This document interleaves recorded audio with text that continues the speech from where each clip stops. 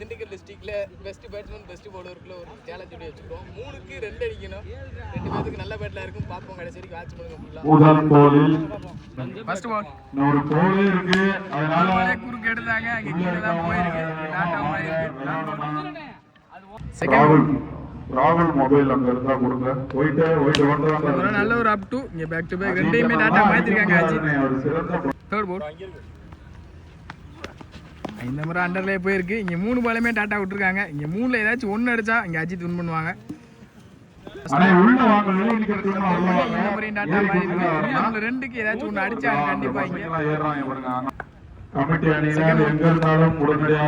இந்த முறை கீழே தான் போயிருக்கு. தேர்ட் பால் ஸ்ட்ரைக்ல அஜித் லாஸ்ட் பால் எடுத்துட்டாங்க. குறுக்க போல இந்த முறை போயிருக்கு. இங்கே யாரு இங்கே அஜித் இந்த பேட்டில் வின் பண்ணுறாங்க.